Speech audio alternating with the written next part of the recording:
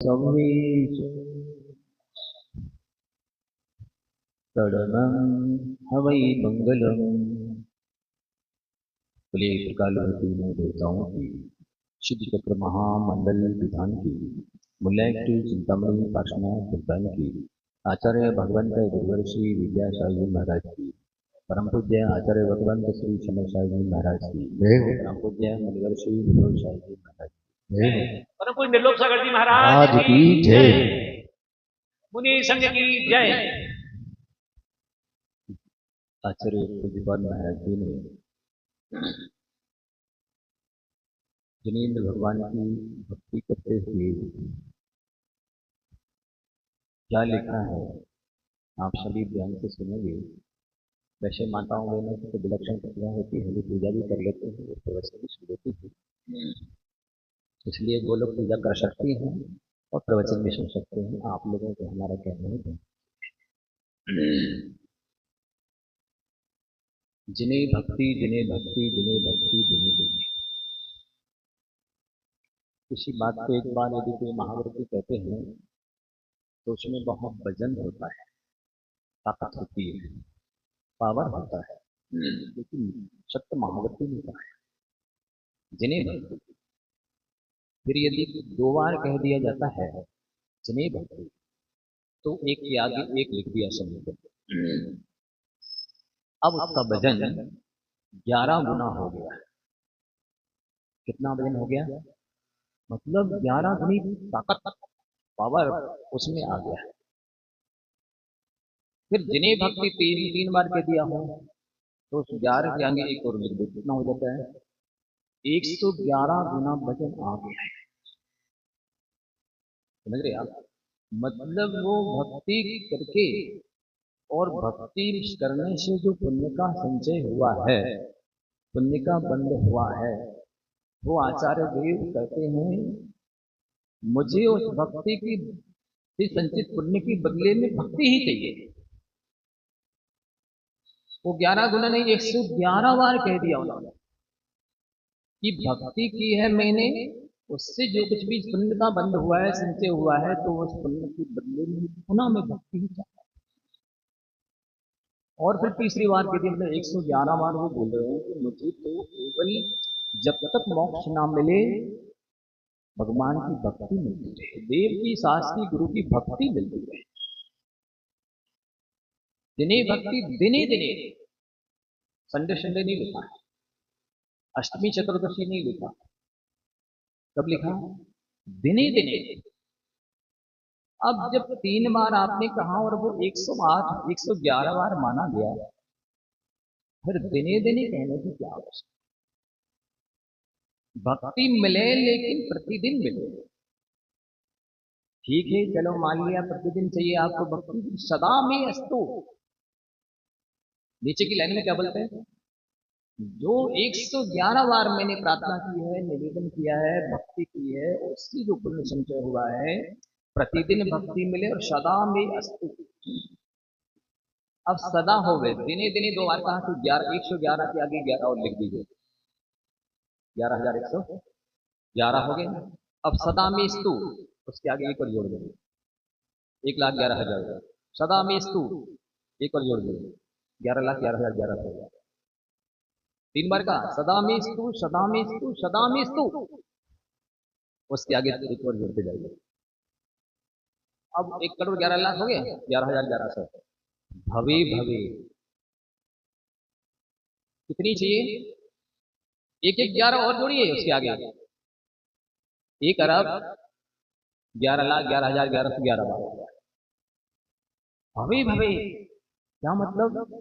जब तक मोक्ष नहीं होवे तब तक मुझको भाव भर में, प्रत्येक भाव में, प्रतिदिन 24 घंटे 12 महीने प्रत्येक समय भक्ति चाहिए। इसका तात्पर्य यह हुआ कि इस जीव को संसार में भी जितना जो कुछ सुख साता मिलने वाली है, जितनी फैसिलिटी अनुकूलता मिलने वाली है, वो भी गुरु और प्रभु की कृपा से मिलने वाली है, और मोक्ष भी मिलने वाला है तो गुरु और प्रभु की कृपा से आशीर्वाद से मिलने वाला है। नहीं आ रहा है। वास्तव में वो भक्ति वंदनीय है, पूजनीय है, जो भक्ति निष्काम की जाती है। सकाम भक्ति और निष्काम भक्ति, भक्ति दो तरह की होती है। एक भक्ति के बदले में सांसारिक वस्तुओं की इच्छा की जाती है, और एक भक्ति के बदले में मुक्ति की अपेक्षा रखी जाती है। दोनों में अंतर कितना है? दोनों में जमीन आसमान का अंतर है। कैसे अंतर है? इसलिए अंतर है कि कई लोग पदमपुरी जाएंगे, महावीर भी जाएंगे, और भगवान मेरी ये कामना पूरी हो जाए तो मैं छत्र चढ़ाऊंगा, ये विधान करूंगा, दोबारा आपकी दर्शन करने आऊंगा। अथवा पदमपुरी और महावीर भी नहीं जा पा रहे तो जहां है उसी स्थान पर बैठे बैठे इस तरह संकल्प कर लिया, हे तिजारा की चंद प्रभु भगवान, पदमपुरी के प्रभु भगवान, महावीर जी के महावीर भगवान, मेरा ये कार्य हो गया तो मैं ये विधान करूंगा, ये शिखर चढ़ाऊंगा, इस तरह की ये पूजा करूंगा, पता नहीं वेदी बनवा दूंगा। और भगवान ज्यादा आप खुश हो गए तो हम चांदी की वेदी बनवा देंगे, क्या करते हैं? और इस भक्ति का परिणाम क्या निकलता है? ये अभागे पुण्यहीन लोग इतनी बड़ी डिमांड करते हैं और उनके भाग्य में उतनी श्रद्धा विशुद्धि एकाग्रता नहीं रहती है, पुण्य नहीं रहता है, और उनकी मनोकामना पूर्ण नहीं होती है। सो वेद, अब फिर कहेंगे कड़वे से करते हैं, वे अज्ञानी तुरंत भगवान के सामने से कहेंगे कि अब ये अक्षयकारी नहीं है। कितना बड़ा दुस्साहस किया। ये अक्षयकारी महावीर भगवान नहीं है, ये तिजारा के चंद्र प्रभु भगवान अक्षयकारी नहीं है, ये पदमपुरा के पदमपुर भगवान अक्षयकारी नहीं है।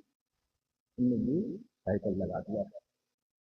यदि मनोकामना पूरी हो जाती तो कहते ये भगवान चमत्कारी है, और नहीं हुई तो उन्होंने 3 लोग के नाथ, जिनके लिए आप लिखते हैं तो सामान्य लोग दान कब कर पाते हैं? जब दानांतरण करने का, कब कर पाते हैं? दानांतरण कर्म का क्षेत्रम हो और उसके अनुकूल उपचार करें। एक से कार्य की सिद्धि में होती, ना केवल पुरुषार्थ से, ना केवल भाग्य से। तीव्र पुण्य का हो उदय हो, अतिशय पुण्य हो, विशिष्ट पुण्य हो, तीर्थंकरों जैसा पुण्य हो तो ठीक है, बिना पुरुषार्थ के भी कार्य की सिद्धि किया।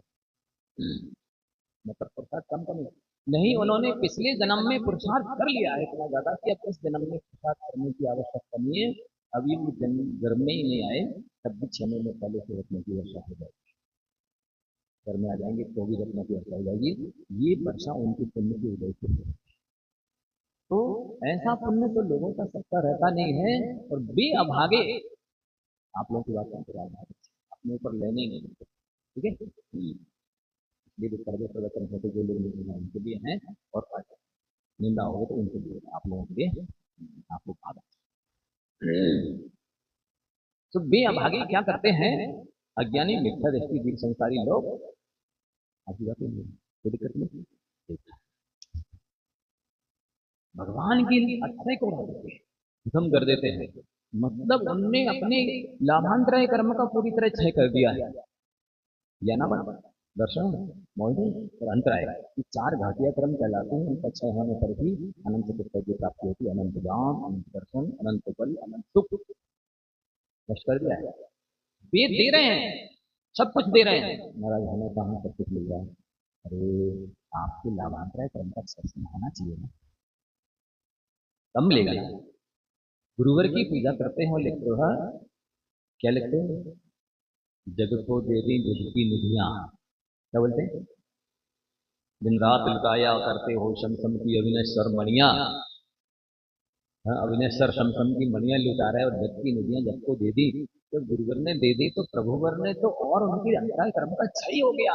वे तो अनंत दे रहे हैं, पर आपका अनंत लाभांतराय कर्म का क्षय तो हो गए, तब तो मिले। इसलिए ये सकाम भक्ति निंदनीय है। समझ आ रहा? हिंदी में समझाया और सब करो है? नहीं, हिंदी का मतलब आपकी भाषा है तो ये हिंदी, लेकिन ये शास्त्रीय भाषा है। समझ रहे हैं? जो कुछ कहते हैं उसके पीछे रहस्य होता है, जो कुछ करते हैं उसके पीछे रहस्य। तो ये सकाम भक्ति निंदनीय है। हमने सिद्ध चक्र विधान किया तो चता भी काम हो जाएगा, नहीं हुआ तब सिद्ध चक्र विधान में कोई फल नहीं है। तो न विधान में दम है, ना शब्दों की भक्ति में, शब्दों में भी दम नहीं है। ऐसा तो कह देता है। जबकि जिन धर्म की महिमा इतनी है कि यदि कोई मुनि महाराज अंत समय में, जिस समय आयु पूरी हो रही है, ओम बोले तो सिद्ध पद मिल जाए। ओम मात्र निकले जिस समय आयु पूरी हो रही है उसी समय। तो इतनी ताकत केवल ओम में। आपको तो रंगोपारण करने के लिए कहा जाए कि माला फेरे की प्रकृति जगह होगा। तो आज से आप सब लोग भूल जाइए कोई भी चीज की मांग मत कीजिए। बिन मांगे मौती मिले, लो हमें तो सुना रहमान में भूख नहीं मिलती और बड़ी बड़ी झोली लेके आए। आप लोग प्राय ऐसा करते हैं लोग, नहीं समझे? तो मांगने से भीख नहीं मिलती है, कब मिलती है? कैसे नहीं मिलती है? नहीं, जितना लाभांतर कर्म कर सकता है उतना मांगने से नहीं मिला है। वो कैसे मिला है? लाभांतराय कर्म की छप्पन से मिला है ये। और वो लाभांतराय कर्म का छप्पन कैसे होता है? वो गुरु और प्रभु की भक्ति से होता है। मतलब यहां तक आपको समझना है। देखो, सकाम भक्ति की निंदा कर रहा हूं मतलब इसलिए कि आपकी श्रद्धा, विशुद्धि, भक्ति, विनय कम हो जाती है। आपकी मनोकामना पूर्ण नहीं होती है ना, तो आप किसी की भी निंदा करने से नहीं चूकते हैं। मैंने सुना अपने कानों से कई लोग तो भगवान रूठ गया है मुझसे, सब तरह से दुख दे रहा है, बहुत परेशान है, हमें सब तरह से दिक्कतें ही दिक्कतें। क्या बोल रहे हो? भगवान रूठ गया। एक और कहते वितरागी है, और दूसरी कह रहे रूठ रहा है। रूठने वाला तो रागी दोषी होता है, नाराज होने वाला दोषी होता है, प्रसन्न होने वाला रागी होता है। आप एक और कह रहे वितरागी है भगवान, दूसरी ओर कह रहे रूठ गया है। तो ये भगवान की एक शब्द में आपने निंदा कर ली, मतलब आपके पूरे जीवन की भक्ति समाप्त हो गई, पूरा पुण्य खत्म हो गया। निंदा करने से इतना ज्यादा पाप का बंद होता है। आपने 4 महीने भक्ति, साधु की भक्ति की सेवा की, पूजा की, एक ही शब्द मान लो आपके अनुकूल कितने हुआ, और आप कठोर प्रदान में सारा पुण्य खत्म हो गया। समझ रहे हैं? इसलिए निष्काम भक्ति करो। कैसी भक्ति करो? निष्काम भक्ति करो। भक्ति में शक्ति बड़ी निज गुण दे सकता है, औरों की तो बात क्या, मुक्ति में बदला है। जो भक्ति मुक्ति देती है वो भक्ति आपको सांसारिक बोध क्यों नहीं देगी? बशर्ते कि आपकी श्रद्धा में, विशुद्धि में, एकाग्रता में दम होना चाहिए। एकाग्रता तो है ही नहीं, भक्ति इधर कर रहे हैं, उधर बातें करते जा रहे हैं, उधर फोन आ जाए तो बात भी चल रही है, क्या लिखा आप लोगों ने पढ़ा होगा भी, यह भाव समुद्र अपार कारण के निमित्त विद कही अति दृढ़ परम पावन यथार्थ भक्ति पर मौका चाहिए। यह भाव समुद्र अपार, संसार सागर कैसा है? संसार रूपी समुद्र कितना बड़ा है? अपार है, जिसका पार पाना अतीब कठिन है। फिर भी कह रहे हैं अपार तारण के निमित्त, इस संसार सागर को तैरने के लिए, उस पार जाने के निमित्त भक्ति बर नौका सही। कैसी भक्ति रूपी नौका हो, नाव हो? भक्ति रूपी बर माने श्रेष्ठ होता है। बर के 2 अर्थ, 3 अर्थ। बर माने एक तो जिसकी शादी हो रही है उसको ही दूल्हा को बर करते हैं। बर का वरदान होता है 2, बर का श्रेष्ठ होता है 3, बर का 24 तीर्थंकर होता है 4। कैसे होता है आप कहेंगे? व्याकरण में जब शास्त्रों में गाथाएं लिखी जाती हैं तो उसमें संख्या नहीं लिखी जाती, उसमें ये व्यंजन लिखे जाते हैं, अक्षर लिखे जाते हैं, और उन अक्षरों के आधार से संख्या निकाली जाती है। जैसे बर लिखा तो अब उसके अर्थ कितने होंगे? य व र ला। जब व्याकरण में व्यंजनों को क्रम से लिखते हैं, उनके लिखने का क्रम है अ आ ई ई उ उ रि रि रि रि, ये आई ओ औ अम आहा। अब बोले आहा रुपये दे दो, आहारा 14वें नंबर पे आया, मतलब 14 रुपये दे दो। समझ रहे हैं? इसी तरह से का खा गा घा गा, गा रुपये दे दो, मतलब 5वें नंबर पे आया है, 14 वो हो गए, 5 देगा 19 रुपये। चाचा जझैया, अब इसमें से कोई शब्द बोला है 6 रुपये दे दो, मतलब 19, 20, 21 रुपये दे दो, 21वें नंबर पे 6 आया है। टाठा डढ़ना, अब इसमें से कोई बोल दिया तो उसके आगे जोड़ते जाइए, टाठा डढ़ना पापा बाबा माँ। इसी तरह से बाद में आ गया सा सा सा हा, और या र ल वा, उसके बाद आएगा सा सा सा हा। तो य र ल वा, बर दिया है तो वा 2 नंबर पे है, इधर लिख दो 2, और यहाँ य र रा 4 नंबर पे है। इनका क्रम बैठाएंगे तो 24 अर्थ हो जाएगा। कितने अर्थ हो जाएगा? बर का अर्थ 24 तीर्थंकर भी होता है। जैसी भक्ति 24 तीर्थंकरों ने की, वैसी भक्ति आप करो तो आपकी तीर्थंकर बन जाओगे। कठिन लग रहा है? भक्ति बर नौका, श्रेष्ठ भक्ति रूपी नौका आपकी होनी चाहिए।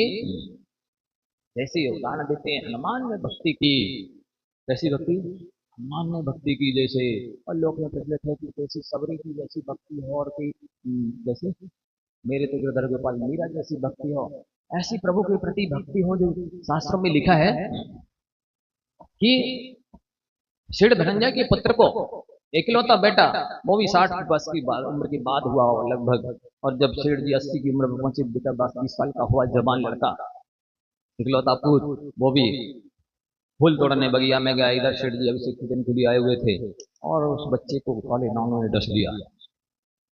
सेठानी जी ने बुलाया था, जाओ सेठ जी को बुला के लाओ, पहले बच्चे का इलाज कराएंगे फिर अभिषेक पूजा करेंगे। सेठ जी चलिए, बच्चे को सांप ने काट दिया है। सेठ जी क्या कह रहे हैं? तुम बिन में व्याकुल भयो जैसे जल में जन्म गया मेरी हरो हरो मेरे साथ। क्या पढ़ रहे हैं?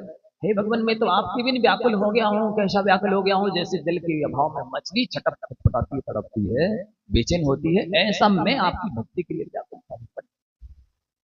आप लोग भी ऐसे व्याकुल हो रहे थे? हो रहे थे? सफेद झूठ बोल रहे हैं, दिन दहाड़े। नहीं, आप लोग सही कह रहे हैं, ऐसे कई लोग कहते हैं। तुम बिन में व्याकुल भयो जैसे जल बिन नीन, जैसे जल के अभाव में मछली छटपटाती है, ऐसा जिसका हृदय छटपटाता है वो कहलाती भक्ति बर नौका। सेठ धनंजय के इकलौते पुत्र को सांप ने काट दिया। एक बार आया बुलाने वाला, चला गया, वो सेठ जी नहीं सुन रहे हैं। दूसरी बार, नहीं जाओ जल्दी से, उनको बोलो कि पहले आए घर पे, बच्चे की झाड़ा फूकी करवाएं, इसका ट्रीटमेंट करवाएं, इलाज करवाएं, बच्चा ठीक होना चाहिए, बाद में पूजा करें। दूसरी बार भेजा, तीसरी बार भेजा। सेठ जी तो बिल्कुल अपनी भक्ति में लगे, उनका तो पूजन भक्ति चल रही है। तो सेठानी वो ठहरी, आप लोगों जैसे नहीं थी। वो सेठानी क्या हुआ, बच्चे को लिया और जाके मंदिर में पहुंच गई और सेठ जी के चरणों में डाल दिया, लो किए जाओ पूजा। भगवान भग रहे थे क्या? पूजा तो बाद में भी हो सकती थी, तो बेटा तो एक ही है, इसकी पहले स्वास्थ्य लाभ हो जाता, फिर कर लेते। ऐसा पटक के और गालियां दे करके आप लोग ऐसा नहीं करेंगे। सेठ जी मान लो आ जाए पूजा करने, तो आप लोग नहीं बुलाएंगे बीच में भक्ति में से। बहुत अच्छे लोग हैं, आप तो पहचान जाएंगे ना। हम पहचान गए, घर में नहीं गए। तो बच्चा पड़ा है, पूरा अभिषेक हो गया, शांति धारा हो गई, पूजन हो गया, विसर्जन शांति पाठ भी शांति से हो गया। ये लोग क्या होता है, पूजन शांति से होती लेकिन शांति पाठ अशांति से होता है। नहीं, आप लोगों की बात तो कर ही नहीं रहे, कई लोगों की बात कर रहे। सो क्या किया सेठ जी ने? ये 10 दिनांक भवदंग सरोवर हलाम भक्ति फलम के संतत संचित आया तन्मय तदेक शरण से शरण भूया स्वामी तुम्हें विनीत भगवान करोगे। हे भगवान, यदि मैंने कोई पूजा भक्ति की है आपकी चरण कमलों की, और उससे कोई पुण्य का बंध हुआ है, पुण्य संचय हुआ है, तो उसके बदले में मैं यही चाहता हूँ कि इस जन्म में और जब तक मोक्ष शामिल है भगवान पर में आप ही मेरे स्वामी हो गए, आप ही मेरे प्रभु हो गए, आप ही मेरे इष्ट आराध्य देवता हो। चिंतामणि पार्षद ऐसा बोल करके बाद में मुड़कर देखा तो बच्चा बिल्कुल मरणासन्न पड़ा है, नीला नीला। जो अभिषेक शांति धारा का गंडे था नमोका ने पड़ के उसको डाला, बच्चा ऐसे उठ गया जैसे सो रहा था, सो के उठा। अति दृढ़ भक्ति वर नौका है, श्रेष्ठ भक्ति रूपी नौका है, लेकिन 3 विशेषण दिए हैं।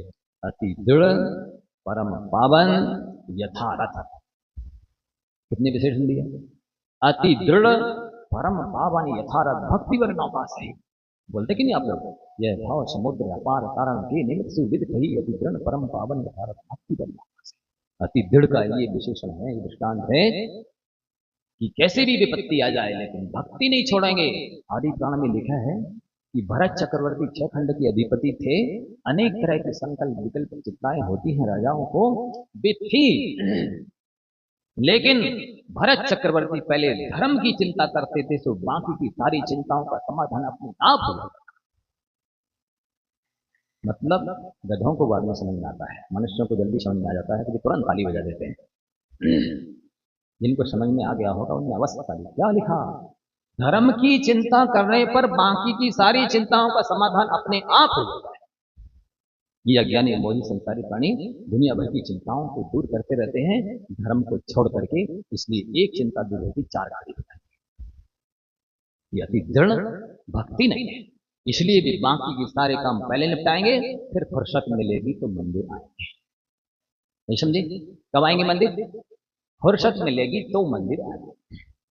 फुर्सत जान लेंगे। तो मतलब ये है कि उसको ऐच्छिक विषय समझ रखा है कि जरूरी है, इच्छा हो तो कर लो, कंपलसरी नहीं है कि नहीं ये पहले है, बाकी के पहला काम पूजा, बाकी काम दूजा, बाद में काम है दूजा। ये अज्ञानी मिथ्या दृष्टियों की, मोहियों की पहचान है कि वे धर्म को, जैसे मान लो सुबह देरी से नींद खुली तो कहेंगे आज थोड़ा समय कम है, अब आवश्यक पूजा के लिए नहीं जाते हैं, केवल दर्शन कराते हैं। बाकी घर के सारे उठ करके नहाना धोना, मंजन करना, नाश्ता करना, और मान लो पेपर देखने की आदत है तो पेपर देखना, या न्यूज पर सुनने की आदत है तो न्यूज सुनना, और घर के जितने ली पपोती झाड़ा बहारी या जो भी काम है वे एक भी कम नहीं होंगे। कमी किसमें आएगी? आज देरी से देरी खुले, इसलिए आवश्यक करने पड़ते हैं कि एकदम दर्शन से काम चला लेते हैं। ये है अज्ञानियों की पहचान। यदि ज्ञानी होता तो चलो आज नाश्ता नहीं करेंगे, आज देरी हो गई, अब हम पूजा से भी कर लेते हैं, सीधा आते भोजन करेंगे। कोई चाय में नाश्ते में कटौती करेगा, दूसरे सांसारिक कामों में कटौती करेगा, और अज्ञानी मोहजीब धर्म की कटौती करेगा। यह दृढ़ भक्ति नहीं है। और परम पावन भक्ति तो वही है जिस भक्ति के बदले में मुक्ति की इच्छा की जाती है, ये परम पावन भक्ति है। और जो सांसारिक सकाम भक्ति की जाती है वो परम पावन भक्ति नहीं है। जो भक्ति ही पावन नहीं है तो वो आपकी आत्मा को पावन कैसे करेगी? बताइए। पावन भक्ति आत्मा को पावन करती है। पावन का मतलब पवित्र। पुनाति आत्मा पुनीति अनन्यति पुण्यम, जिसके द्वारा आत्मा पवित्र होती है अथवा जो आत्मा को पवित्र करता है उसे पुण्य कहते हैं, उसे भक्ति कहते हैं। तो वो भक्ति आपकी आत्मा को पवित्र नहीं करेगी, आपकी आत्मा को शुद्ध और सिद्ध नहीं बनाएगी, जो भक्ति सकाम की गई है, जिस भक्ति के बदले सांसारिक किसी वस्तु की अपेक्षा रखी गई है। निष्काम भक्ति आपकी आत्मा को परम पावन करेगी। अगले एक भाव शेष रह सकता है और अगले भाव मोक्ष कर सकते हैं। ऐसी भक्ति की महिमा है बंधुआ। अति दृढ़ परम पावन और यथार्थ भक्ति होनी चाहिए। ऐसा नहीं कि इतनी छोटी बुद्धि में घटिया क्वालिटी के चावल ले आए, खाने की सुपारी अलग है, चढ़ाने की अलग है, खाने के चावल अलग है, चढ़ाने के अलग है, बादाम भी, और तेल ले आए थोड़े से, और इसी में द्रव धोई, थोड़ी सी थाली मिल गई, पानी मिल गया तो धो दी, नहीं मिले तो ऐसे ही करके और इसी में ऐसे विभाग कर लिया, जी आप हो गया, जी हो गया, डिवाइड हो गया, नैवेद्य दूसरे फल हो गई, 8 द्रव्यों की कल्पना कर ली, अकेली रोटी बना करके उसी के 4 गिलास बनाओ, ये भी इडली हो गए, डोसा हो गए, कचौड़ी हो गई, पकौड़िया हो गई, ऐसी स्थापना करते हैं। तो ये यथार्थ भक्ति नहीं है, ये कंजूसों की, लोभियों की, अज्ञानियों की, मिथ्या दृष्टियों की भक्ति है। यथार्थ भक्ति तो वो है जैसे आप भोजन के लिए साजी थाली सजाते हो वैसे पूजन के लिए थाली सजाओ, तो यथार्थ भक्ति। समझ में आ रहा है? मैं तो समझ आता हूँ, ऐसी बातें जल्दी समझ आ रहा है। स्वार्थ की बातें बहरे लोग सुन लेते हैं, ये ऐसा है। तो आपके लिए कहा गया है आचार्य पूज्यपाद महाराज के द्वारा कि जिन धर्म विनर मुक्तो मां भुवम चक्रवर्ती, ध्यान चेटोपी दरिद्रोपी जिन धर्मानु वासिता, जिन धर्म को छोड़ करके भगवान मैं तो चक्रवर्ती भी नहीं होना चाहता, जिन धर्म विनर मुक्त, जिन धर्म को छोड़ करके, और मां भुवम चक्रवर्ती, में चक्रवर्ती भी ऐसा चक्रवर्ती पद मुझे नहीं चाहिए कि जिन धर्म छूट जाए तो नहीं चाहिए, ले लो भैया, नहीं, मेरी दशा शुभम चक्रवर्ती की तरह होगी जिसके पास चक्रवर्ती का पद तो था, सठखंड का वैभव तो था, पर नमोकार के प्रति श्रद्धा नहीं थी, इसलिए सप्तम नरक गया है।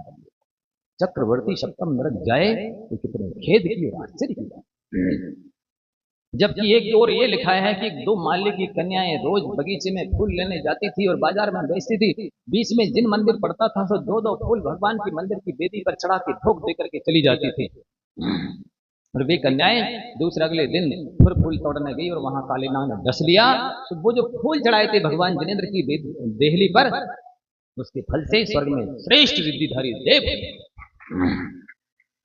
कहा 1-2 फूल चढ़ाने पर वो माली की कन्याएं श्रेष्ठ रिद्धिधारी देव बन जाएं, और कहा 6 खंड का वैभव पाकर के चक्रवर्ती सप्तम नरक का नारकी बन करके नाली के कीड़े की तरह बिलबिलाए, कितने खेद की और आश्चर्य की बात। सोचो बोलो, तो इसलिए जिन धर्म विनर मोक्षो माँ भुवम चक्रवर्ती, तो महादीर्घ संसारी अज्ञानी मोही मिथ्या दृष्टि है जो कहते हम तो अपनी स्वेच्छा से जहां मन आएगा वहां शादी करेंगे, हम नहीं करेंगे ऐसे जैन कुल में शादी करना, भविष्य बर्बाद करेंगे। बेकार तुमको तुम्हारे माँ बाप को तुमने एक शिक्षा नहीं दी कि पवित्र धर्म जीव मात्र को पवित्र करने की क्षमता रखता है। जहां श्रेष्ठ आचार और विचार हैं उसको छोड़कर तुम कह रहे हम अपने भविष्य को बर्बाद करेंगे क्या? हम तो अपनी इच्छा से यहाँ वहां शादी करेंगे। नहीं बंधु, ऐसे भूल सपने में नहीं कर लेना। साधार धर्मामत में पंडित आसादर जी लिखते हैं, लड़की को अनदेखी में जान देना, लेकिन वीतराग देव शास्त्री को छोड़कर अन्यत्र नहीं देना, अन्यत्र नहीं जाने पावे ऐसा प्रयास करना। तो बंधु भाग्य है आपका, तीव्र पुण्य है, साथी चैतन्य है, ज्ञानवंदी पुण्य का उदय है कि आप वीतराग देव शास्त्री के समक्ष विराजमान है। और विशिष्ट पुण्य है कि आप उनकी भक्ति आराधना से विचित्र महामंडल विधान करते हैं। मैं आप सबकी निष्काम भक्ति की हृदय से अनुमोदना करता हूँ, प्रशंसा करता हूँ। सकाम भक्ति की अनुमोदना तो इसलिए नहीं करूंगा कि सकाम भक्ति से मिलता तो है, सकाम भक्ति से जितना मांगो उतना ही मिलेगा, और निष्काम भक्ति से मोक्ष ये अंतर है। बहुत सकाम भक्ति घाटे का सौदा है। मनोकामना पूरी तो कर लोगे, लेकिन वो मनोकामना ऐसी होगी जैसे रावण की। रावण ने सकाम भक्ति की थी, सकाम तपस्या की थी, इसलिए उसको नारायण का पद, चक्रई का पद प्रति नारायण का पद तो मिल गया। वो 18,000 रानियां मिल गई और सब भोग और सब कुछ मिला, लेकिन अंत में उसकी गति क्या हुई? अधोगति हुई। बंधुओं, यदि ऐसी गति करना चाहते हो भविष्य में तो भगवान से सकाम भक्ति करो, और नहीं तो मोक्ष चाहिए तो निष्काम भक्ति। इतना मांग सकते हो कि हे भगवान, मेरे धर्म ध्यान में जितने भी बाधक कारण हैं, मैं धर्म ध्यान नहीं कर पा रहा हूं, जितने भी अभाव है वे अभाव दूर हो जाए, वे बाधक कारण दूर हो जाए, इतना तो आप मांग सकते हैं, इसमें कोई बात नहीं। क्योंकि ये भोगों के लिए नहीं मांगा गया है, ये तो धर्म ध्यान की अनुकूलता मांगी। जैसे तो बिना मांगे भी मिलती है, मांगना तो मानसिक कमजोरी ही मानी जाती है, मांगना तो श्रद्धा की कमजोरी ही मानी जाती है। जबकि बिन मांगे मिलता है, तब फिर मांगने की आवश्यकता ही नहीं है। इसलिए बंधुओं, ये अहोभाग्य है आप सभी का, लेकिन उसमें अति दृढ़ में क्या दृष्टांत दिया है? धनंजय सेठ की तरह हो, परम पावन हो, मतलब उस भक्ति के बदले में भोगों की आकांक्षा ना हो, और भक्ति के बदले में प्रतिशोध बदला लेने की भावना ना हो। भक्ति के निदान दो तरह के होते हैं, एक तो प्रतिशोधात्मक और एक भोगात्मक। एक तो ऐसे भोग कि भगवान हमें ये पद मिल जाए या सुख मिल जाए, और दूसरा भगवान हमें ऐसी शक्ति देना जिससे हम सामने वाले से बदला ले सके, इसका सत्यानाश कर सके, ऐसी शक्ति मुझे देना अगले जन्म में। ये दोनों ही निंदनीय है। इसलिए भोगात्मक और प्रतिशोधात्मक निदान छोड़ देना, और अपने जीवन में यदि किसी संत साधक का लाभ चाहते हो तो ध्यान रखना, उनकी क्लास प्रवचन नहीं छोड़ना, आहार पान देना नहीं छोड़ना, क्योंकि ज्ञान तो पुस्तकों के पढ़ने से प्राप्त हो सकता है, विवेक तो साधुओं की संगति और सेवा से ही आता है। और दूसरी बात, ऐसा दिल जीतना संत साधक की भक्ति करके, सहयोग करके, सेवा करके कि उनकी पूरी तपस्या का आपको सारा आशीर्वाद, हृदय की आह आपको मिल जाए, तो साधु बोले जाओ तुम्हारा कल्याण हो जाए, तुम्हारा भला हो जाए, तो तभी आशीर्वाद मिलेगा जब दिल से सेवा और सहयोग करोगे। समझ आ रहा है? अच्छे दिल से बिल्कुल लोग छोड़ देना कि मेरी दुकान छूट रही है, कि मेरा काम छूट रहा है, उसमें मैं बहुत कमा लूंगा, मैं बहुत सारा काम कर लूंगा। वे सारे काम यहाँ साधु की सेवा करोगे वहां अपने आप हो जाएंगे, अनंत गुने ज्यादा होंगे, अच्छे होंगे, श्रेष्ठ होंगे। इसलिए कभी कंजूसी नहीं करना। साधु की सेवा में कोई तन मन धन लगाना पड़े, समय कम बुद्धि लगाना पड़े, खूब कर लेना। और साधु का पूरा लाभ तभी लिया जा सकता है तो क्लास वचन सुनो, उनके आहार आदि दो, देना खूब, आपकी दुकान कई गुनी चलेगी और आपके काम सारे कई गुने अपने आप बन जाएंगे। इसलिए बुद्धि नहीं लगाना, हाँ कर तो रहा है, दूसरा कर देगा, आहार ज्ञान निहार, हमें तो दुकान जाना, ऑफिस जाना है, हमें पढ़ाई करना है, ये सारे काम धर्म से होते हैं।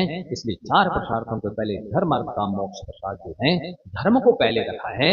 धर्म से ही अर्थ की प्राप्ति होती है, धर्म से ही काम यानी पंचेंद्रिय की भोगों की प्राप्ति होती है, धर्म से ही मोक्ष पुरुषार्थ की सिद्धि होती है, धर्म से ही आगे धर्म करने की शक्ति प्राप्ति। आपकी धारणा हो सकती है पैसा पैसे को कमाता है, मैं तो मानता हूं धर्म धर्म को कमाता है, और धर्म से ही सब काम होते हैं, धर्म से ही धर्म करने की सामर्थ्य प्राप्त होती है। बंधुओं, अपने जीवन को, तन मन धन को, समय श्रम को, बुद्धि को सार्थक करना चाहते हो तो आपके श्रेष्ठतम भविष्य के लिए, उज्जवल भविष्य के लिए देव शास्त्रों की पूर्ण भूमिका है, अहम भूमिका है, श्रेष्ठतम भूमिका है। पहला काम पूजा, बाद में काम दूजा। ये सूत्र याद रखना। समय बहुत हो रहा है, आज काफी अर्घ आप लोगों को चढ़ाने होंगे, इसलिए जो भी देवशास्त्र की तन मन धन से भक्ति करते हैं, सेवा पूजा करते सहयोग करते हैं, सबको दोनों हाथों से बहुत बहुत आशीर्वाद है। आप सब स्वस्थ रहें, सुखी रहें, कल्याण इसी भावना के साथ। तो जवानी